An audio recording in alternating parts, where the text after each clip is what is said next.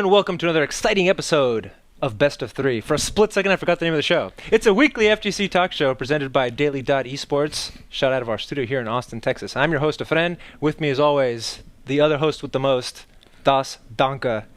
And joining us, as always, is AceKingOffSuit, also known as Steve Jurek. I think I got that backwards, too.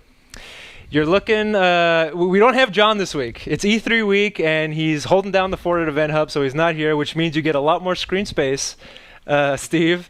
And well, how much fighting game news did we get at E3? I know there was Tekken and there was Injustice. We'll be talking about, there was Tekken 7, Injustice, new characters for Killer Instinct. Now we know what Balrog is going to look like in-game, and we're going to get to all that. But first we're going to talk about the Capcom Pro Tour. Wait for it. Then we're going to talk about MKX ESL Season 3 Finals. Then we'll talk a little bit about E3, and then, of course, we're very happy to invite and have him on the show, Alex Jebailey, the tournament organizer for CEO, one of the most popular tournaments on the planet, and we'll be talking to him later about a bunch of other things. So why don't we go ahead and get started as the aforementioned CPT recap presented by AceKingOffSuit.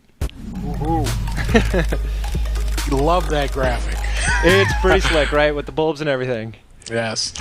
So we had two tournaments this weekend. It started out at Taiwan Fighting Game Major. This was an incredibly stacked field. Let me read off some of the names that were there.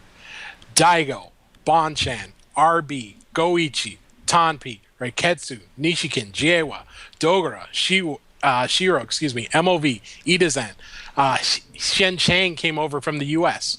All of that talent. None of those guys made top 8. Wow. It was ridiculous. Yeah. At the end of the day, it was Mago who survived an incredible challenge from Tokido in the grand final. Tokido ran it back from the loser side and came down to the final game in that second set. But Mago did take it home. Fourth straight time a Japanese player has won an Asian ranking event, so we can kind of see who the number one country is right now. Tokido second, Haitani number 3, but that was good enough to keep his lead on the Asian leaderboard. Kazunoko, the defending Capcom Cup champion, is 4th. Behind him, Sako and Eita, and then Fudo and Punko. Good to see him in a top 8 again, rounding out the top 8. Are you talking about Fudo or Punko? Punko. Yeah. You know, you saw him earlier. He was struggling so much. He just, for whatever reason, wasn't putting it all together. So hopefully this will lead to stronger performances down the road. I heard Fingers he played crossed. some Guile. I didn't see it, but I heard that, so I'm not sure. I didn't watch too much of it, unfortunately. There's had this that weird schedule. Yeah, there's this thing called sleep. Yeah. I'm generally a fan of that. Yeah, I mean, both of these tournaments were a little bit different schedule than we're used to, but that was the Taiwan Fighter Majors. What else we got? The other event this weekend was Moscow Fighting Arena. This was in Moscow, obviously, hence the name. That also had a weird schedule. It ran Saturday through Monday. Monday was a national holiday in Russia, Russia Day, which is kind of like our Independence Day in the U.S. So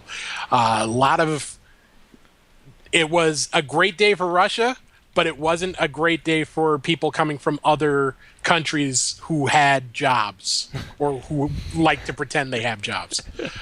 They couldn't make it out. A few players did, Zhen being among them. He ended up winning it. First win of the season for him. He beat Will Tupac in the grand final. Problem X was 3rd, and RMZ rounded out the top 4. And then you had Fedoskin. I always mess up on that name, but he was really, really good this weekend. Beat Will Tupac earlier in the day. Top Russian player online, so he's a very strong one to watch. Is he another Fang player? Or who did he Oh, God, it's escaping me right now. Well, Steve remembers, I want to remind everybody, this is a call-in show. We're bringing back call-ins, even though last week people got a little screwy. We want to hear your opinions on stuff. If there was anything in particular that you saw during the Capcom Pro Tour weekend that you want to bring up, or you want to talk about Sonic Fox's incredible run so far, anything you guys want to talk about, we'd love to hear your thoughts on, and we'll get to hear it live, and we can discuss it. So he did bust out some Fang, by the way. So there you go. It was Fedoskin and Veggie, and then Gringo and Cancer rounding out that top 8. I was reading your this, the info that you put together, and you say, who was it? We'll get to that. We'll get to that.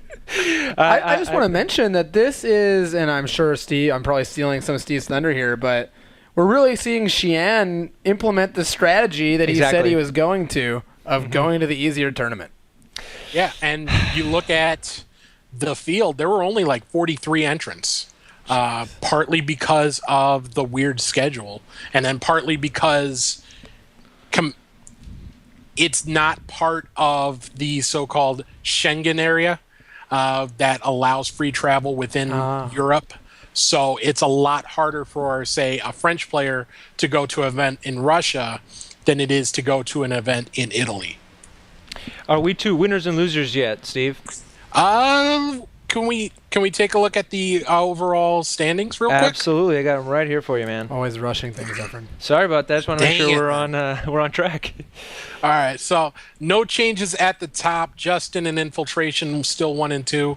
Tokido still number 3. He moved up to 3rd. Excuse me. Julio and Momochi behind him.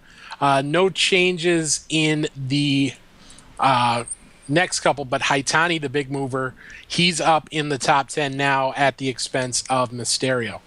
There's still plenty of tournaments for all these guys to compete in, so we'll see how that shifts. But before we get to winners and losers, assuming that's what was next, what does it say that of all the CPT Asia events, Japanese players have won? Other than that, the Japanese players are dominating. Does that say anything to you, or is it just the fact that those are going to be stacked events regardless?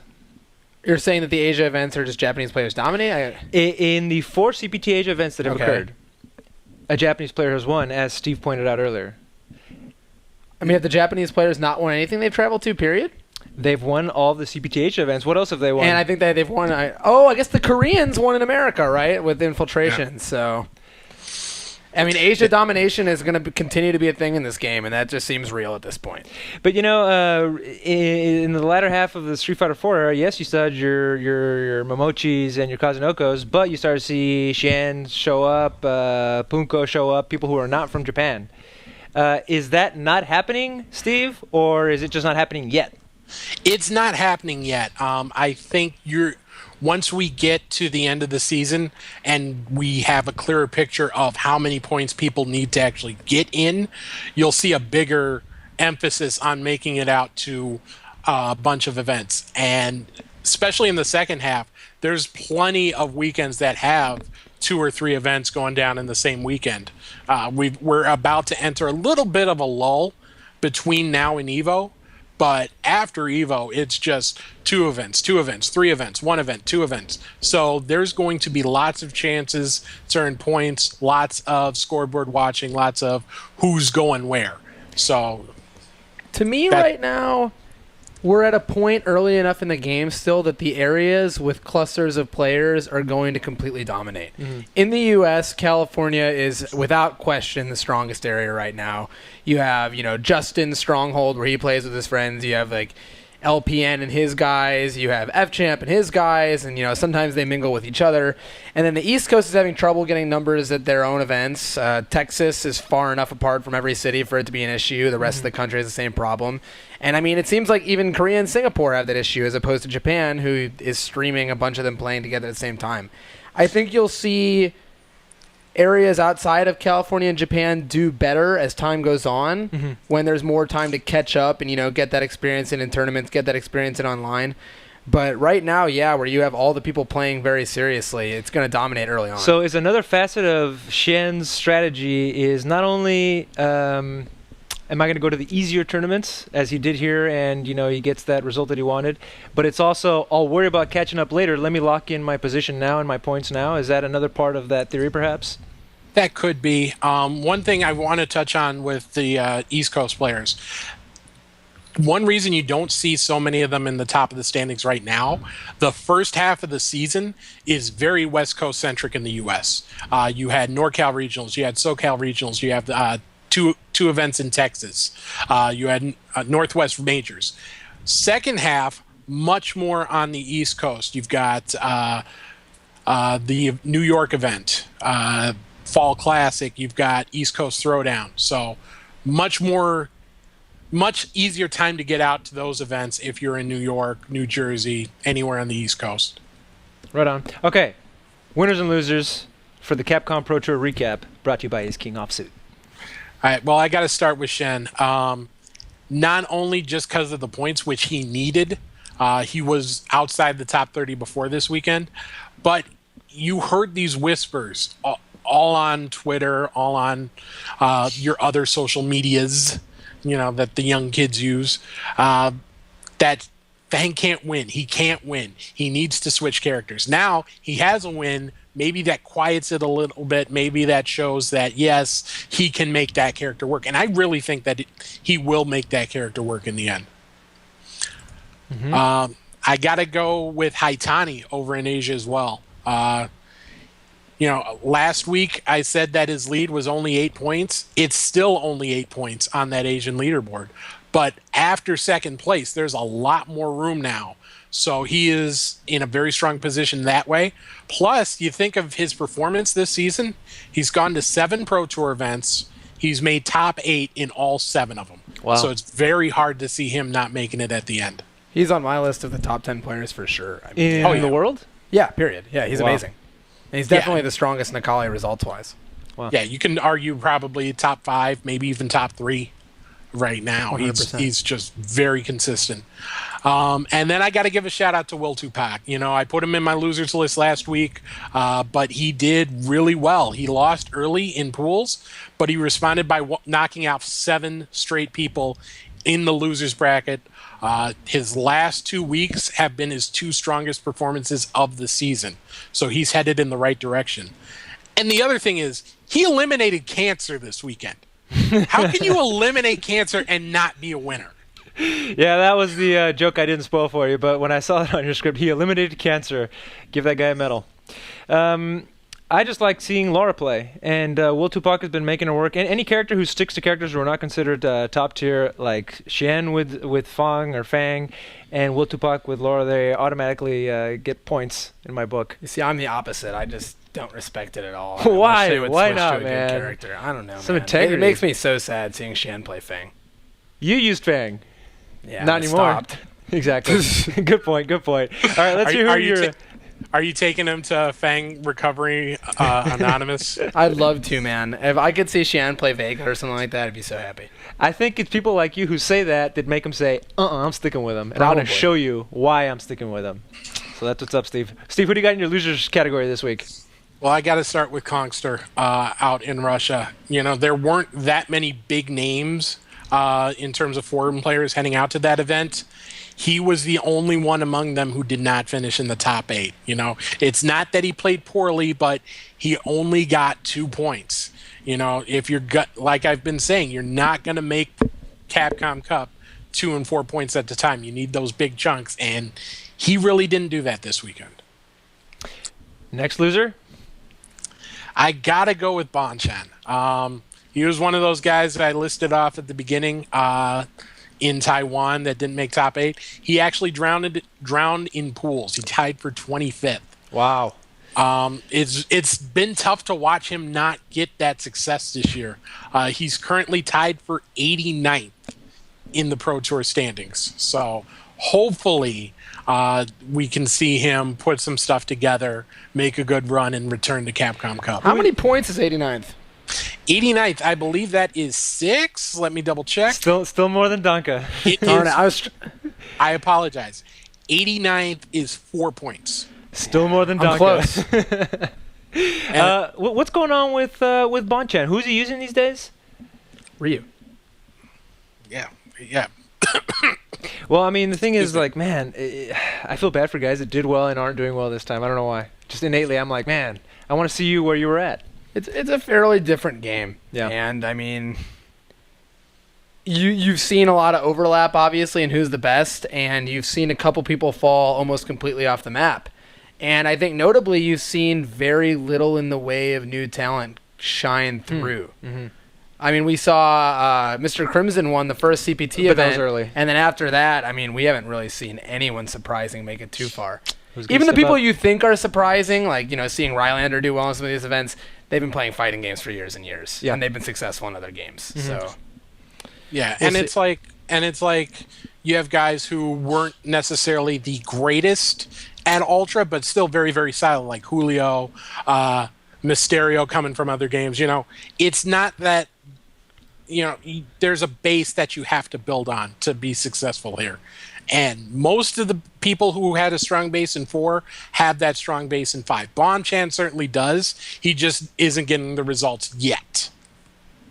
Well, we'll have to wait and see. There's plenty of tournaments left. You mentioned a lull. We have DreamHack Summer this weekend. We have CEO the following weekend. We'll talk about that first. Let's get your last loser. This is where I get some hate on Twitter.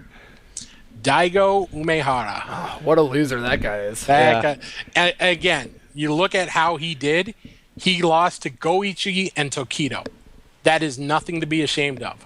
But eliminated in 13th place, he got 1 point. The format of the Pro Tour is cruel. If you're not getting those top 3, top 4 finishes, you're basically treading water or falling behind. This weekend, he fell behind. I mean, it's at the point where if Daigo's got to start looking at winning a premier event, right? I mean, he's... Well, we're not quite at that point yet.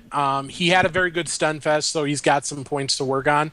But what he wants to avoid is the end-of-season scramble to try and get those last points to get in. Because guess what? There's going to be 20, 30, 40 people also making that scramble at the end of the year. And I mean, but Daigo's always been the guy who's made it as a matter of fact, right? Has Daigo ever been one to really fly out to Brazil to win a tournament? I don't think we've ever really seen that out of Daigo. But now he's the global ambassador for Twitch, dude. He's the global ambassador for Twitch. Is he going to start, picking off the easy tournaments, or is he going to try to make it, the hard work way? Because if he does it that way, we could see a Daigo-less Capcom Cup. I don't think that'll happen. If he only enters Asia, I'm calling it. Okay. If he only enters Asia, I think he's not going to make it. Steve? I think he'll convince some people that he needs to spread the love of Twitch in Chile. I think so too, man. Yeah, I think that'll be what happens. I mean, he's got that baked-in excuse now. He's the global ambassador. He has to go. And who's going to follow around Daigo and win the tournaments over him? I know that maybe Juno will follow him, but I don't know if he'll win the tournament. Juno's the one that's going to be texting you or tweeting at you saying, "How dare you?" Oh, I'm ready for it. I know it's coming. I know it's coming on our Kappa. I deserve it. Sorry. All right, well, that brings us to the end of the Capcom Well, there was Pro one Tour more recap. loser, which was Russian immigration, right? You said that no one could make it? Yeah. You had a couple of people. They didn't list any names, but Shen was the only one who wasn't on the initial list of people going to Moscow that did make it out. So you have to believe there's a few people who didn't get what they needed in time. And then not just in Street Fighter, but in Mortal Kombat. We're going to talk about Pro League Finals a little later, but you had 3 Russian players who qualified, couldn't make it out due to either visa issues or passport issues, or passports not getting there in time. So tough week to travel to or from Russia if you're a fighting game player. Speaking of the Capcom Pro Tour, before we move on to the Mortal Kombat ESL Season 3 Finals, we lost another sponsor officially. Of course, the ruling had come out, no tobacco products, no adult entertainment products, no alcohol, no vapes. Steamco has officially disbanded as far as their esports outreach goes. That includes players like Yipes, Sanford Kelly. Is it CD Junior? Am I getting that right? I'm going to mess that up, aren't I? Okay. They no longer have a sponsor. That one makes me personally a little sad. Why? I'm not cool enough to vape. But the fact of the matter is, that was kind of, and I don't know if grassroots is the right term, but I saw those guys, and then obviously their sponsored players, at the tournaments doing things, for the FGC, and it really felt like they were part of the scene. Mm-hmm. So I don't know if this is a direct result of this or if it's due to something else, but the fact that they're pushed out doesn't feel like the target Capcom was looking for, and it just kind of feels like a result of the fallout. Now, does anybody think that there's going to be, players are getting picked up left and right. Now there's some good free agents, right? That's another way to look at it. I think that the most valuable one out of those 3 right now is Yipes, because he brings value outside of just his play.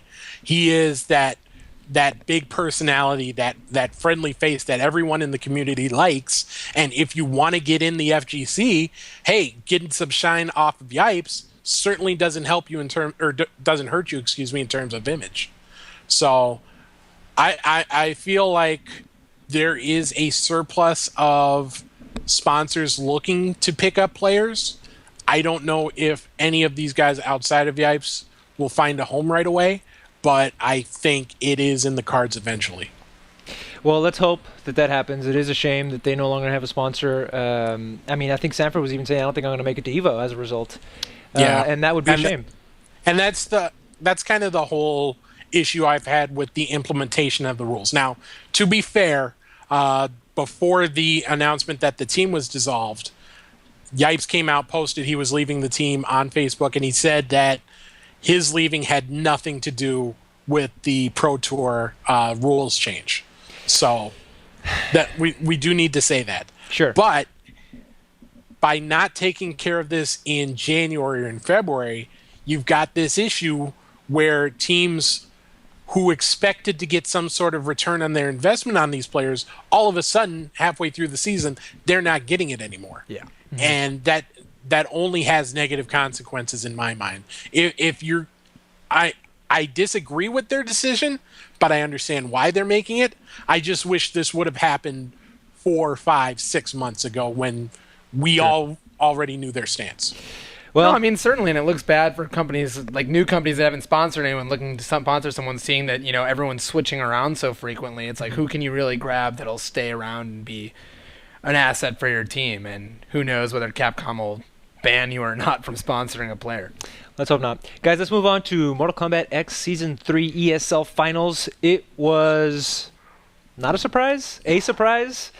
Of course, Sonic Fox three-peated. He took it again.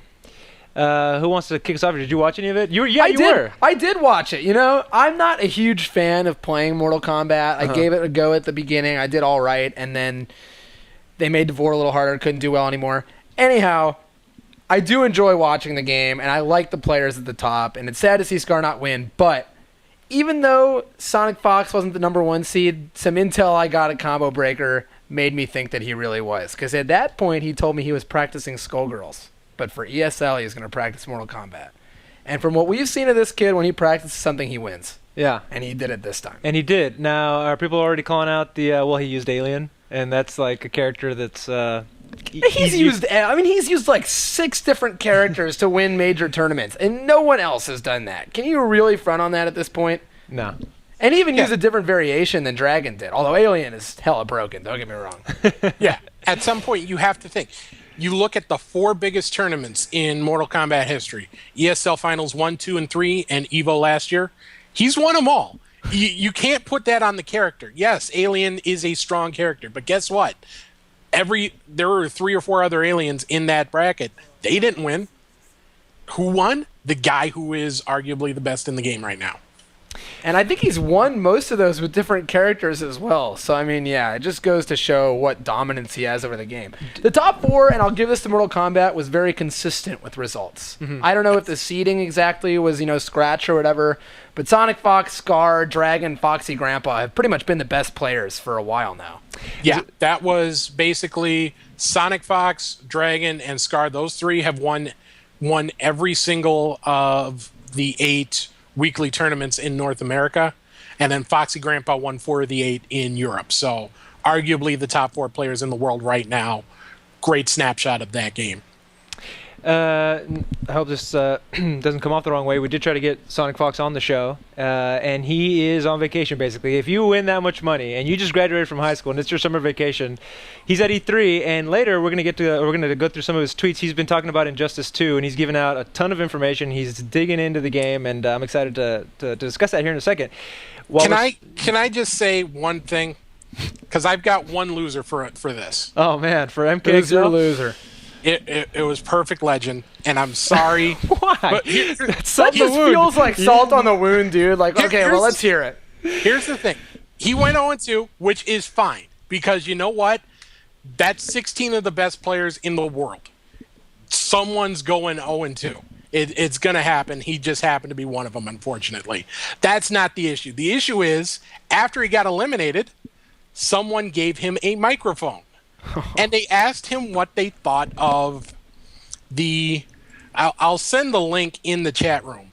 But they asked him how he did. And he went on to blame 7 or 8 different things that had nothing to do with his own performance, instead of simply saying, you know what, I wasn't good enough, I got beat. This is why the guy gets so much attention. Just at some point, please, you are a great player. But it's okay to say other people are better right now. It's okay. No one's going to hate you for that. Just, please, I'm begging you. He got a lot of flack early on, and we don't have to talk about this again, but I mean, I just remember early on in Mortal Kombat there was the Justin Wong stream issue, and now you've got this. You do wonder if the tables will ever turn, or if he just has accepted this role. I think that guy has a gold medal in the World Cyber Games, doesn't he? That's got to count for something. There was a deal. You know, I actually played against DOA Master at ACON, an anime convention fighting game tournament in Street Fighter V. So that was a cool blast from the past. One of the best DOA players of all time. Would you like to disparage Perfect Legend anymore before we move on? No, I don't want to do it, but I feel like it needs to be done. Just not. You're the hero we need, Steve. I wouldn't be able to sleep at night if I didn't say that. So I'm done. I wanted to bring up something. Last week, this same time, we were talking about how Panda Global had just picked up Scar, and we were saying how that was a great idea. But one of the talking points was this whole business about not letting them do fatalities. Well, I didn't get a response by airtime last week, but I had reached out and said, tell me this is a joke. This is the response from David Wu, the CFO of Panda Global Gaming. The fatalities thing was to stir up some controversy going into ESL weekend. Fatalities have no bearing on gameplay, and most of the pros skip them anyway. MK has a lot of cultural penetration, and it was a good way to swing attention back to NRS, especially with the Injustice Trailer 2 coming out. It started off bad, and you lost me halfway through that statement. I do think it's silly to include things like that to get us to talk about it, but it worked, and here we are week 2 talking about it again. But, Steve, do you have any thoughts on that? Spin. That's all it is. So you think this is a response to the backlash to how ridiculous the fatalities thing was? Absolutely. I think someone had the idea that, we'll just separate ourselves from this. And then somehow they thought it was a good idea to put that in there. Okay, we're getting crap for it. How can we make it look not so bad? Oh, it was a joke. We did it for the publicity. Yeah, it's like doing something stupid and then saying, oh, no, I was just trolling. No, you were stupid. I agree with it, but as Heffron said, it did kind of work out, I guess. It totally worked out. You can't. Whatever. But now we're all on the lookout. We're on to you, Panda Global. Okay, E3. E3 is going on this week, and while there are a ton of game news, I'm more interested, of course, Zelda looks so garbage, dude. I don't even want. Steve, we don't have time to argue whether Zelda is good or not, but it is garbage. Anyway, can we make time? What do you want to say about Zelda? You've been watching it. It is not. You like garbage, that big magnet? Well, then again, I was watching it on mute. I'm not a massive Zelda fan, but I watched that trailer. I want to play it. I really want to play it. So you are wrong. No. Here's the thing. You are entitled to your opinion, even if it is wrong. That's all I'll say. You're such a nice guy, man. That's pretty fair. All right, but let's talk about some of the things that are pertinent to fighting games that did come out. One of those, of course, as we've been alluding to, was the Injustice trailer. It got leaked early. That's my girl right there. Supergirl? You're liking that? Yeah. A lot of cool characters in there. At first glance, it looks like a slightly prettier Injustice. What initially intrigued me, of course, was how they have like basically an armor RPG element where you can soup up your character and make it unique. How that exactly works out in the game, well, thankfully, Sonic Fox, who is not on this show but is actually at E3, has been tweeting a ton about it. And now, has he talked about the gems specifically, or whatever we call them? I'm gonna go directly to the okay. Gears, which I'm assuming he's referring to the armor. Gears change your specials, health speed, attack, etc. So everybody's, quote, Batman could be different. That's cool, I guess. It could be cool if it's easy to do. I don't know how you unlock it in the round. Like, okay, it's one thing to have like a loadout. That is no different than a groove or a variation or anything else like that. It's just how many options there are and how difficult it is to set it. And as we saw with gems, it doesn't really work unless you can set them previously. Of course, the initial feedback was this is terrible for tournaments, right? Because how do you have your loadout kind of thing? But there were some interesting things about the game itself that I think are interesting. There's air teching in Injustice 2. Injustice 2 is OD, Atrocitus. Okay, let's see what he can say. You can air tech costs a bar, but you can get reset for that. Very neutral heavy game. Haven't seen any 50-50s yet. That's interesting. That would be quite the opposite of Injustice 1. That would be a massive change. He says movement is great. Go ahead. That doesn't sound like an NRS game, and I don't mean that as an insult. I mean there's just certain things you expect out of an NRS game, just like there's certain things you expect out of a Capcom game, and for not to have any sort of big 50-50 mix-up element in there, that doesn't sound it doesn't sound quite right to me. So I'm holding off judgment on that. It doesn't sound quite right, especially with how similar the game looks to Injustice 1 at first glance. You were saying that the strings look identical. Aquaman's combo is, I swear, move for move the same, except that he shoots a tentacle instead of a trident. I mean, and it might not be his optimal combo, but the one they showed in the trailer itself. And I've heard interactables are back, and I've heard various other things. Now, the game could play completely different. It could be great. I have no idea. Sonic Fox liking it is a good sign. But it did look quite similar. Sure. Sonic Fox also says you can meter burn forward dash to get a roll that can side switch. That's something else that's new. You know, the thing that I'll say about them is they try, at least, NRS to add new mechanics to games. Sometimes you don't see them that often. Mortal Kombat lets you meter burn throws to keep them standing. You don't really see that. They let you block breaker. You don't really see that. So the question I always have when NRS adds a mechanic to a new game is, will it be implemented in a useful way? Because it isn't always. Let me see. There's one last thing that I thought was interesting. This is specific to Atrocitus. Atrocitus has a tracking low puddle that he can use to launch you and a life drain. So I mean, it just sounds like Freddy Krueger's broken ass in the first. I don't even. Well, I don't know. Like, I'm getting scared reading this. For what it's worth, Supergirl's in it, so I'm gonna play. Yeah, Sonic Fox looks pretty excited about it. So I mean, that's high praise, I'd say. Well, that's his PhD fund, so. Good point, man. How much has this guy won off of NRS games? All right. $240,000 over the last year. Oh, my God. It's impressive. Shout out to that guy. It's impressive because, as I said, he called his shot to me at Combo Breaker. He's like, I'm going to practice, I'm going to win, and he did it. And it's like, you believe him every time because he does it every time. And you really wonder if this kid put, like...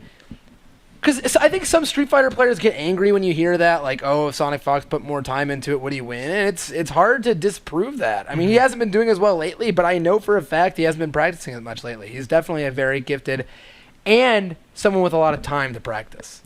Let's talk about real quickly here about two more things. That is, Killer Instinct had a character reveal, and you sounded excited about it because you said your first competitive game was Gears of War. So, I mean, we won't get into the whole story, but yes, that was the first one I saw any success in. That was the first one, like I entered tournaments for and did well in.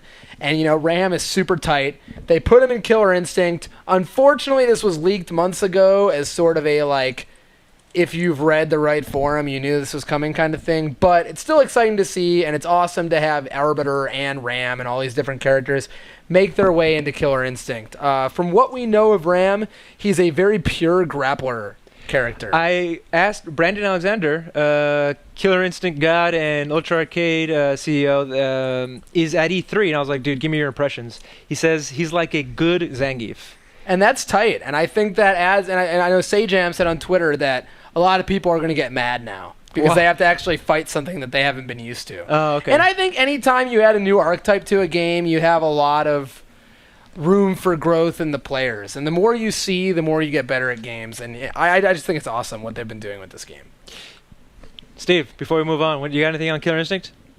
I just to build off of what Donkey was saying, even if you don't like the game itself, you see all of the steps they've taken within the community, how they're going about things in development. It's the type of game you want to see succeed, you know. Absolutely. So I hope it continues to grow. I hope I can get my computer upgraded enough to where I can actually play it.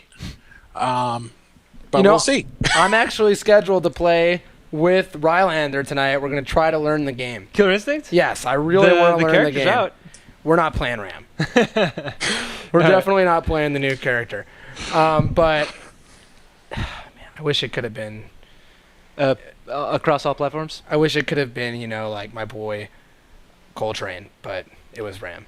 Oh, I see what you're saying. Gotcha. You wanted a different Gears of War character. Have you ever seen Coltrane? Well, never mind. We won't talk about that. Guys, the last thing before we conclude our panel and bring on our guest Alex Jebailey is Born Free. If you're familiar with him, he covers news and has done interviews before. He is at E3, and he posted some video of the story mode for Street Fighter V, and we finally got our first look at Balrog, a.k.a. Boxer, and he is on your screen in a moment. There he is.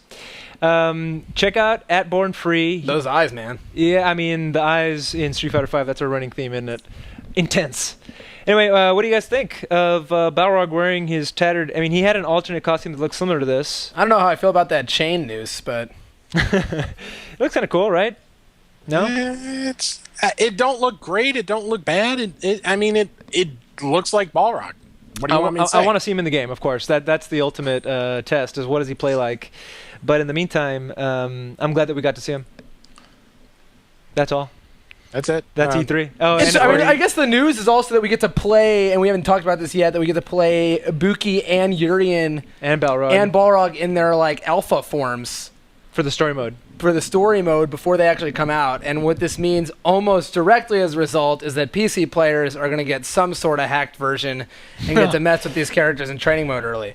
Yeah. Certainly you're not encouraging that. I'm not encouraging it whatsoever, but I mean, if you have any combos, you can send them here. All right, well, that was pretty cool. Of course, there was a Tekken 7 trailer with Akuma fighting Heihachi. You should check that out, too. But that early 2017. That's right. Steve, what are you watching this weekend? This weekend, I'm watching the premiere event over in DreamHack Summer, excuse me. If you watch the Winter Stays On session, earlier today, they listed off some of the names going, and that includes Shen, it includes Daigo, Haitani, Itazan, Mago, Momochi, MOV, Tokido, Tanpi, and then Alucard and Nasser from the U.S., so should be some good action. The one guy who was tweeting out was that Pierre Balrog said he wasn't going to be able to make it after all because of work-related issues, so that's a shame. But and I heard Tompi broke his SF5 disc because he wasn't getting his promise. Is that who it was? I heard it was Tompi. Maybe it was someone else. I saw the tweet where they had the cracked disc, and I was having flashbacks to Happy Medicine, but... Not getting their promise Zenny from the collector's edition. Yeah, I mean, that's a good enough reason, right? Steve, thank you so much for the recap and your insights. Always a pleasure. We'll see you next week. We'll be talking about DreamHack. And again, we're going to have F-Word and Logan Sama on the show to discuss their ideas and impressions on how that went. And we're looking forward to that. As we've noted, anytime somebody has actually been to the tournament, the conversation tends to be a little bit better because, of course, you have that first-hand experience. So that's what we're hoping to bring you guys, the audience, next week. Steve, again, thank you very much. See you next week. Thank you. See ya. All right, we are going to bring on Alejandro Jebailey. You've been to CEO before. I have not been to CEO before. You've never been to a CEO? I've never been to a CEO. You're a guy that travels to many tournaments. Why haven't you ever been to a CEO? I think it was because before I was kind of on more of a limit, and it was Combo Breaker was my hometown. Combo Breaker / Yoshi Izube was hometown, and then Evo was right after. It was always the in-between tournament for me. But now that I've got a little more time, it definitely shouldn't be the in-between tournament, given, how big of an impact it's had in the last few years. And for the record, Steve, yourself, and myself will be at CEO. So we're looking forward to that. Of course, that's in 2 weeks. And if I'm not mistaken, Alex Jebailey is now joining us via Skype. Hey, guys. What's up? Hey, Alex. How you doing, man? First of all, thank you so much for joining us, man. No problem. Yeah, man. I don't even know what day it is anymore. Actually, I was hoping Steve would still be on the show. I wanted to reject his Media Pass application he sent 2 weeks late. Steven, you're I'm just kidding. Anyways, I'll respond to that later. But yeah, you guys are all set for next week. Excellent. I'm looking forward to it. And of course, I have a regular pass, but we're really looking forward to it. And not only because at Evo you called me out because we hadn't covered it the previous year, and I'll remind you that I was not yet working for Dot Esports, so we're remedying that this year. All right? No, I really appreciate it. And Jebailay, I appreciate you coming on. Now, I never thought we would talk about something like this on an FGC talk show, but let's go ahead and address this now. Of course, fresh on our minds and in our hearts is the tragedy that happened in Orlando, Florida over the weekend.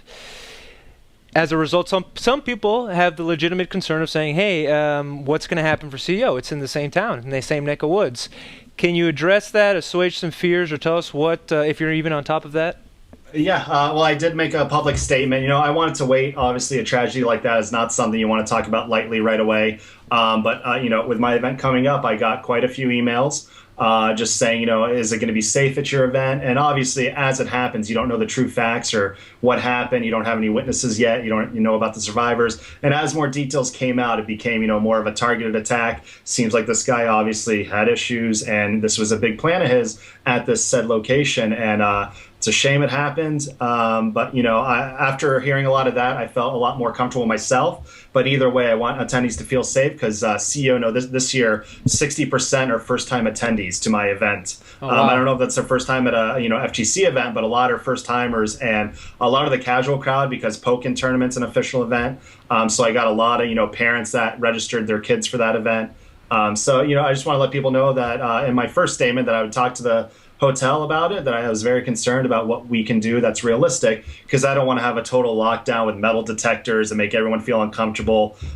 So talk to them. They're actually speaking with the local law enforcement, who actually reached out to all the hotels in the area, just letting them know that if they need anything in the coming weeks, they'll be happy to help. So we're working on having armed security on the premises throughout the weekend, more of their own security that'll be in uniform. So, but nothing crazy. I don't plan on doing metal detectors. I just want people to feel safe, let them know. But obviously stay vigilant. If you ever hear anything and any kind of issue, find me, find any real authority there, and we'll make sure that hopefully everything's okay. So, but obviously in a crazy world that it is, you can't predict what's going to happen. You can't live in fear. You need to enjoy, everything around you, the people around you, because people care about you more than you know. And I just hope, next week everything just goes off without a hitch, and I look forward to hosting it.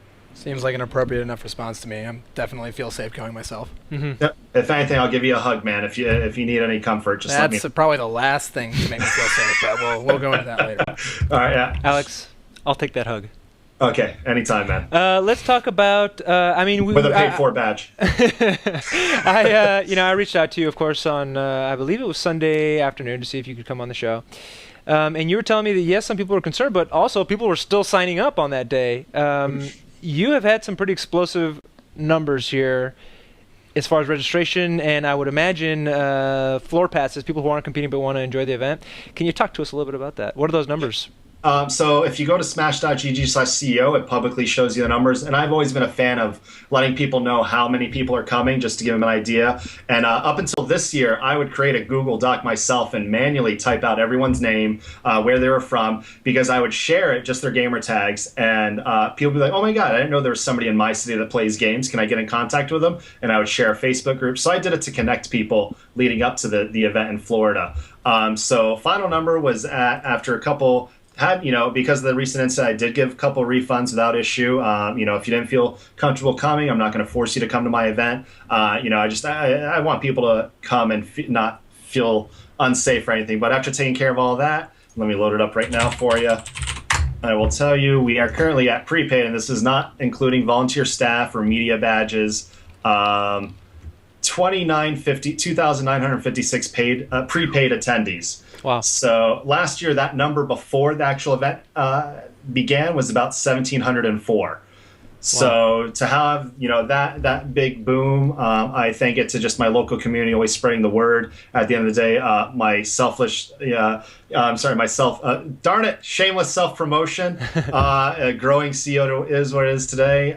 So those numbers are huge. I had Max, who his name is Curly W, who also does combo breaker brackets, pull some stats for me earlier today. They're way back in the chat because I've been talking to staff all day about planning out brackets and stuff. And I think out of that 2,956, about 2,400 or 2,600 are players. About 1,400 of those 2,600 are from Florida alone. Wow. So that's, above 50%. But just to have that many people come, we have 27 countries attending. The first CEO in 2010, it was 4 states. It was like New York, one guy who came who's visiting family, Alabama, Georgia, and Florida. So for it to grow like that, it just, I don't come off as very humble often, but it means the world to me. And I go out of my way to make sure that I can keep up with this growth. And I'm, doing whatever I can to hire more staff. I think we have 105 bracket volunteers this year. Wow.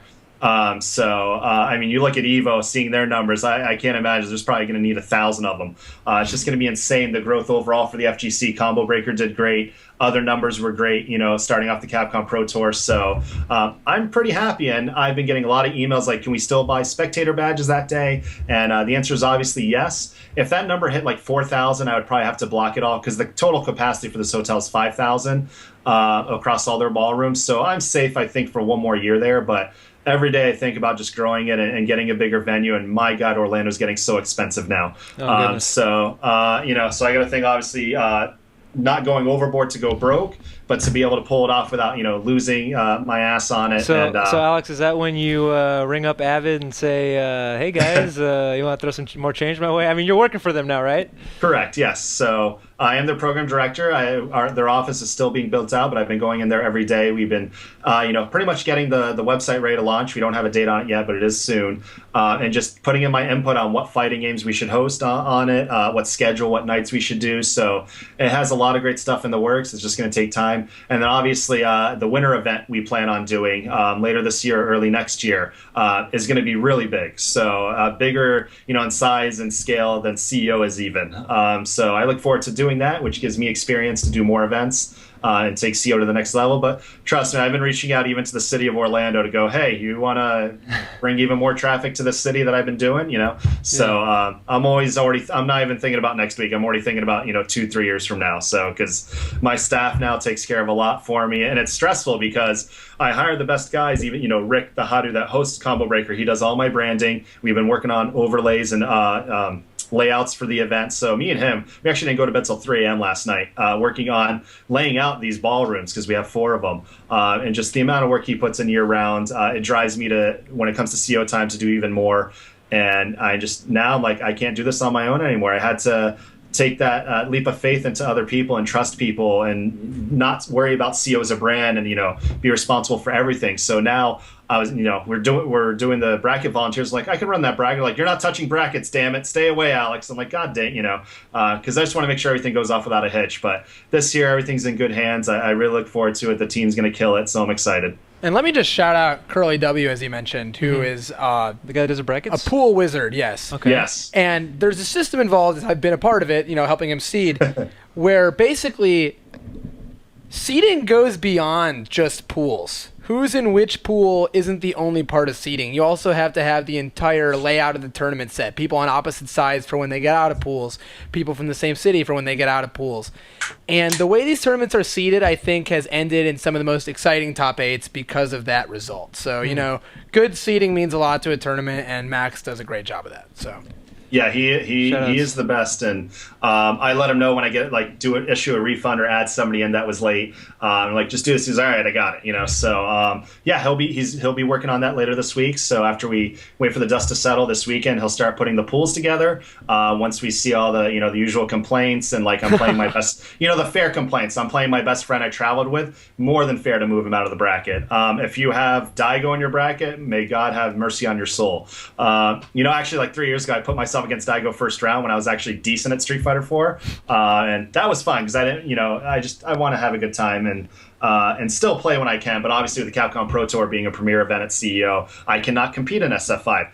But as a top 8 finalist at Combo Breaker 2016, I will be in the Ultra Street Fighter 4 tournament on Friday. So watch out.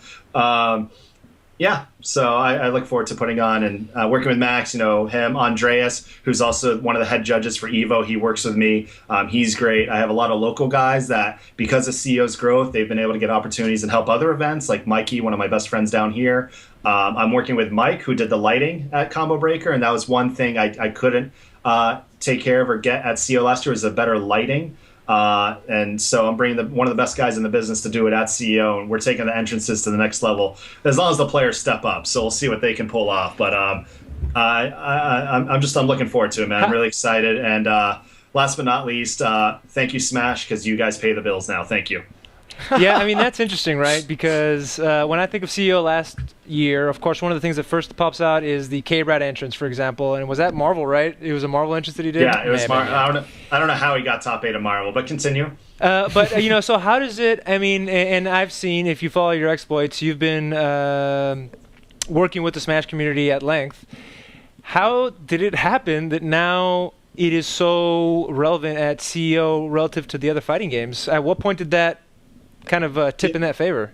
I think 4 years ago, I stopped doing Smash because we had a fallout with the local community where I don't want to name names, but anyone who knows the story knows. Just basically, life took over for one big player now, and he just couldn't handle his duties, and he stepped away, and I couldn't find a good backup in place, so it didn't get the treatment that I would treat the games I'm capable of running myself at the event at the time. So I didn't host it for a year. And then Evo, did their amazing breast cancer drive, and they killed it. The Smash community killed it. And once it was back at Evo, I'm like, I still wasn't planning on ever hosting Smash again, but it's huge success at Evo. And a guy by the name of Alex Cherry Costa, aka Raging Cherry, who now works at ESL, came up to me at a CEO bar fight. He's like, hey, I love what you do as CEO. I host a lot of local events, mostly Halo and Smash at my UCF college where I actually graduated. And just the passion he gave to me by trying to sell me on bringing back Smash, I was like, this was me 10 years ago when I was doing tournaments. And I was like, dude, it's yours. Bring back Smash and we'll do it. So I gave him the space. This was 2013. He killed it. The gaming nights and now Polarity GT, so many communities have come together to help me. And he killed it. He did an amazing job. Now he does Smash the Record, a big charity that raised a lot of money last year. So he's working on that event again. But with ESL, he had to leave Orlando. But I was left behind all his staff that helped him with that now take over and do everything perfectly. And I remember last year, man, Smash, it was huge, right? The room was to capacity. I had to cap it at 512 for safety reasons. Mm-hmm. And I was like, here's the brackets, guys. Okay. I came back 3 hours later, halfway done with 2 waves of pools. I'm like, what the heck? Get out of here, Alex. We got this. Came back, after they were all done. They're like, we finished 15 minutes early. I'm like, you kids are amazing. So I think, honestly, I'm a Smash player myself. I don't have time to really compete anymore, but I used to play Smash a lot, especially the original when Melee first came out, 64 with my older brothers. And I would play Peach at the time from day one, but I kept playing, and I would win some local tournaments, local small events, and then Fox became a thing, and then I quit. So I couldn't keep up with Fox or learn. Every time I picked Fox at that time, 2002, I'd just die out myself. But competing that, I went to Apex last year to support. I was a sponsor of Apex, and I went out there to support the event. And then, the situation happened where they had to change venues, and I was there with the community just, trying to help out where I could. And they saved the event, and the event was a success. So I think by showing, throwing myself out there for the Smash community that I genuinely love what they've done over the last couple of years, and they're welcome at CEO, and I try to accommodate them. I'm giving them top 16 3 out of 5, which is unheard of at an FGC event, just because they deserve it. They have the biggest numbers in my event. I actually really mulled over hard giving both Smash games on Sunday at CEO, and even FGC top players do it, dude, they deserve it. But I was like, I can do it, but only if they get 2 out of 3 top 8, and none of their top players wanted it. So I had to just make the call to do Saturday Night Melee, or whatever game got more entrants went Sunday, and it worked out in Smash 4's favor, and I'm excited they get a chance to shine. But Melee's at 8 o'clock, 3 out of 5 top 8 Sunday for Smash 4, so I think they're getting awesome times at the event. It's going to be run great. Now, how do you feel like part of that, and I know you said it was about the entrance, but a lot of Smash 4 players are upset that they're not on Sunday at EVO. Do you feel like you have anything to give back to them as that result, or? No, I mean, I understand why Evo put Melee, because Melee, did the donation drive, and it gets big numbers and viewership, and it has, because Smash 4 is still developing, you already know, the top 8 for the most part, with Zero and ESAM and all those guys, but it's with Melee, it just has those storylines that make for great coverage between, Mango, Armada, Leffen, all those guys. But no, I did Smash 4 because I said fair and square before you even announced them, whichever game has more entrants, because to me, the live attendance is what matters most to me. I still, I have 10 streams at CO this year, and I want the online viewership to be great and people watch at home, but it was about the live attendance, and I think Smash 4 just deserves a shot, and they earned it. So we'll see how, hopefully it's hype. If it's not hype, oh well, but they still earned their shot. Alex, of course, on this show we talk a lot about the Capcom Pro Tour, and if I'm not mistaken, this is Daigo's first appearance in the United States. Is that right? Since he lost to Lupe Fiasco at that That NorCal event. Yes, this is his So first you're going to have official Lupe tournament. there so that he can get his rematch? Is that what you're alluding to? Man, Lupe was awesome at Combo Breaker. I can go into that story. But I mean, if he wants to come back, he's more welcome. But yeah, I'm excited for Daigo. This is actually his third CEO. His first one was 2012. Then he came back last year. And it's just exciting that he comes to my event outside of EVO. Not many American events get to say that these days, that he attends them. And it's a true honor to have him. I'm still a Daigo fanboy. Hopefully he turns things around in Street Fighter V at some point, but he's at a point in his life where he's just having fun now and giving back to the community that's supported him for all these years. So he's still a winner in my book. So you have the CPT excited about having Daigo. You have Smash, which is super relevant. The other story that people are interested in, and I'm interested in because I haven't played the game yet, is Pokken. What's going on with Pokken? I know you've been pushing that game for a while. I haven't been pushing anything. I've been hosting, but it's the community. I've worked with one of the guys behind the Smash community and also that works over at Pokemon to bring Pokken as an official event to CEO because I've done great work with him in the past and he likes what I do at my event. And Pokken's it's amazing how great it's doing so far because you have that World Championships and anytime Nintendo, some guy who won something back in the 90s, I'm sure you all know about, that was Nintendo related, they put on a great show at any of their major events. I was at the 25th anniversary last year with Ultra David. We were commentating their little 25th anniversary event in the crowd and, they're supporting my event in a big way. But it capped. It hit 256, and that's a tournament you got to pay for. And it's bringing out a lot of eyes, and I'm glad Evo hosted it. They made the call to host it, and they're having over 1,000. It brings a lot of new eyes and new families that wouldn't be interested in the FGC to maybe check things out. So hopefully we can treat them right when they see how this goes. But I'm glad it's doing well. And then I hosted DreamHack. I got offered to be the main TO for DreamHack, and my God, man, I wish I could do more one-game tournaments over a weekend for the rest of because that was the easiest thing I've ever done in my life. You've alluded to that before, and you're saying that coming sooner rather than later, you're going to see Street Fighter V only events happening. I mean, CEO we're so excited about these massive numbers. Do you think that can be sustained if you go to a single game tournament? It comes down to developer support. If we get what Dota gets or what League of Legends get, then definitely. I know Capcom has long-term goals for the FGC to build it together with us, and that's why I've been working with them over these years. I was actually, the first community event that Capcom Fighters ever streamed was CEO because I was willing to work with them and team up with those guys over there that are a great team over there. I think it's possible, but there's room for everything. I still want to do an open event every year. Rick is the best at hosting, 20-plus games perfectly.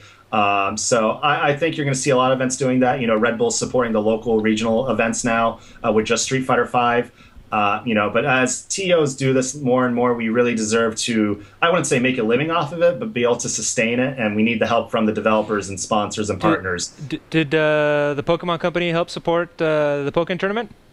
Yes, in a great way. Can't say obviously exactly what, but yeah, I'm able to put on a great event with them, team up with Gaming Gen to get equipment with Pokemon that also helps CO and Evo. So we're both set on equipment for that game. The prize bonus, the winner gets a flight out to their final championships. It was a great help. It was really appreciative. Pokemon hosts a lot of card game tournaments. That's why they've been in this for a long time. And they know what it's about. They know about community building through tournaments and live events, and they get it. So they were very quick to get it with Pokken as soon as it came out. They came out swinging, and they're supporting it. So I hope afterwards people start to continue to support it. And at first I was like, man, 2 consoles, you got to do LAN mode. But after hosting it myself and seeing it in person, it's really not that bad once you get past the equipment issue of just needing 2 of them. Right. Alex, let's get back to CEO here for a second. Something that people have been intrigued by and are excited to experience is the fact that you have some wrestling elements. And wrestling, of course, the ring has always been there. But in particular, people in the chat are asking, talk about Kenny Omega. Okay, first of all, that's amazing. So Kenny Omega. No, I'm just kidding. Thank you, Pro-Am Belts, for making these amazing belts. Oh, wow, again. those are amazing. And thank you, Avid, because of their partnership with me. I was able to get all 10 games these belts this year. So thank you to Avid for that. Kenny Omega, man, he is awesome. I'll be quite honest with you, he's coming just as a fan. He wants to play, but we have some really fun stuff in store. We talk about it all the time through messaging, and I'm excited to have him down here. We've been working on a very popular wrestler as well. People really want to see over there. It's a scheduling issue, but never say never is all I'm going to say. So hopefully it all works out so people get an extra treat But Kenny's been awesome. I'm really excited to have him here. I'm actually going to host him for a day at my house when he comes down. And all my friends are like, we're coming over. I'm like, nope, no, you're not. I'm going to pretend like all the lights are out and nobody bothers. He'll be over there. We really want to do better with the entrances. Really want to have a great exhibition with him. He really wants to do team tournaments. He just wants to have fun. So it's exciting to have that. He's like, hey, just, take care of me getting out there. And I did. And boom, that was it. He's not asking for appearance fees. He just wants to have fun. And I'm really excited when people are passionate and they do that sort of thing. So we'll have Kenny. I worked with Kenny, actually, believe it or not, saved the day for CEO. I usually rent a boxing ring every year because a wrestling ring was too bouncy. So I switched to a boxing ring, became too big, and then they got new owners of this company, Fighters Inc., and they just were hard to work with last year. So I went to a Muay Thai ring, which is basically a smaller boxing ring that doesn't bounce. And then when I lost using those guys for this year, Kenny's like, let me make some calls. So Kenny called a local company called I Love Wrestling that trains. They actually have a wrestling school. I went there for like 2 nights just to check things out and take some bumps and learn stuff. And they're basically bringing out the ring for less than I've ever spent on a ring at previous events, thanks to Kenny. So Kenny saved the day with getting the stage, and we're going to make sure it doesn't bounce. We have a way to do that. So I'm looking forward to it. And then I could bring out some of their wrestlers and do stuff, but let's keep it about the video games and mix in on top of that. So we'll see what happens. We'll talk more about the video games in a split second, but Xavier Woods, what can you tell us? Who? I already said it, man. Scheduling. If he can make it, he'll be there. All right. So, I just wanted to confirm that's who you were referring to. Now, Alex, we have a call. This is from Dave B. from here in Austin. Dave, you're on the air. Can you hear us? I can hear you just fine, Efren. How you guys doing? We're doing good. Dave, go ahead with your question. Hey, Dave. So my question is related to CEO Otaku and CEO Together. This is like the first year CEO Otaku follows preceded CEO. So I was wondering how well the two events are playing together. Do they feed each other? And what's cross-promoting the two events like?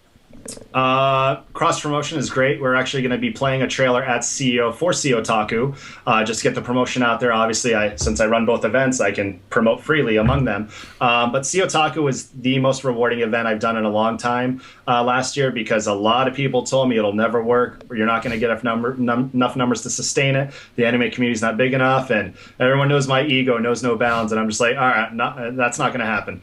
So we put it together. The local Florida community really stepped up and helped out. We had 4 Japanese players with Dagura, Goichi, Kazunoko came out, and it was an amazing time last year. We had a lot of fun, and it was only a 2-day event, so I started small. I didn't want to go too big, and it was such a success right away. I told the hotel, give me the biggest ballroom, and I'm going from 10,000 square feet to 20,000 for this year. So I'll be, I would love to have all the information out now, but I got to focus on CO 2016. But as soon as it's done, you're going to hear nothing but CO Otaku talk to get prepared for that. It is a shame that ESL announced their Brooklyn Street Fighter V event the same weekend, but it's not the first time I've gone up against esports events the same weekend, and I've always, the event's still been fine, so I'm not too worried about that. Alex, Jebailey is esports, don't you know? FGC is esports. It's J Sports now. No, anyways, but CO Otaku is great. So cross promoting is very easy. I use the same staff pretty much. My favorite thing about last year, Gaming Gen actually didn't come down to CO Otaku, but they shipped me a box of 14 PS3s, and then the rest of the setups were community. And I crap you not, man. Freaking, I had to turn people away. I'm like, we don't need any more setups, guys. We got enough. So the anime community stepped it up. So don't be afraid to take a risk on the smaller games. If you show you care, you do a good job, people will come out for it, and then everyone will start calling you senpai.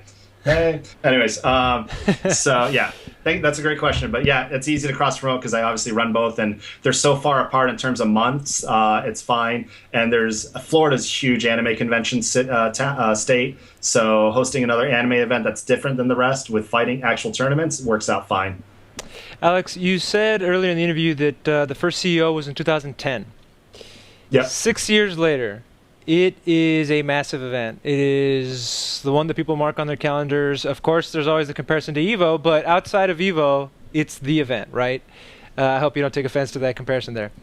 Not at all. I go to EVO every year. People don't understand. I actually support and go out to EVO and try to go to other events. So I've learned every year from EVO. EVO, they had the Road to EVO and supported CO and a bunch of other events back in the day when that was a thing. And I used to ask them questions and they would teach me. And I like to go to events and just learn and see what mistakes they might make or they do make, and then learn from them so I don't make the same mistakes. But I love every event. I just want every event to grow. I like to see just successful events where players come around and go, man, I want to go back next year, and not be like, I had a stressful weekend, I don't know if I should come back, so I don't like that feeling because I'm still a player at heart. And yeah. I mean, but how do you feel when you look back on the last 5+ years and see how things have, like, how did you get to this point? I mean, what do you reminisce on there? Heart, passion, taking risks, people behind me that support me that you don't really get to meet, because obviously I like to take all the credit now. I can make fun of myself. That's a huge thing that's been very helpful in my event. You have to grow thick skin, because the bigger you get, the more problems you're going to have. You just got to learn how to roll with the punches and fix things that are in your control and stuff that are out of your control. Just try to, I wouldn't say cover them up, but focus on the positives more. But it feels great. I obviously still couldn't just do CEO and live off of it. I still do this out of passion. But every year that it does succeed, I put it right back into, getting more space, hiring more staff, taking care of people. A lot of people that started helping out CEO now have jobs in either esports, or they're, working at other events, they're getting hired to be on the Evo staff, stuff like that. So it's exciting that I can spread the success of CEO to other people that attend and have a great time. And I love doing it. Once the weekend's over, I wake up the next day to so many messages and emails like, thank you, that was one of the best weekends of my life, I had a great time, and stuff like that. Just right away, it's like, all right, doing it again, let's get going. I literally meet the hotel like Monday morning, like, all right, let's sign next year's contract, let's do it, so. Alex, speaking of the feedback you get after a CEO, little birdie once told me that you've gotten offers. People want to buy it off your hands. Would you ever consider that? I mean, you're working for Avid now. You're a mover and shaker. Would you ever let go of CEO? If I were to let it go, I would know who the people that could take it over. It's a lot of pressure on my shoulders, because I know without me, CEO would not be CEO. And obviously people can take that how they want, but I've told people, like, if I sold it, like, Alex, man, if you sold it, whoever buys it better rebrand that, because it's not going to be the same, I've entertained offers. I've honestly thought about it, but I still have a lot of years left in me to host events. I see the positive it's brought to the community and the growth. Just being, a lot of people, do mention, like, do I go to CEO or Evo? And obviously I would choose Evo as like a first person looking in, because it is the biggest event. But I've always considered myself a mini Evo, where you have more time to spend with players rather than being, in a sea of people. You don't get to see everyone, and it just goes by so fast. But as of right now, it's my baby. It's not going anywhere. Avid is supportive of what I do. Avid's going to be at CEO to meet the community. You're going to get a chance to meet Scotty, the CEO, and Mike, some other guys that have been really awesome in the last couple months. Talking to them before I accepted the job, working with them. So I'm excited for what they have in store. People think they're in here to like do live events and take over the scene. That's not the case. They're going to bring things to the online world that if players want to start, making more money competing and doing online tournaments and have a consistent schedule of playing games they love, Avid's going to really do a great job of it. So I look forward to doing that. But CEO is my baby. It's not going anywhere for a while. We have one last caller. This is Jonathan Morales, and we're going to close out the show on this question. So, Jonathan, you have the floor.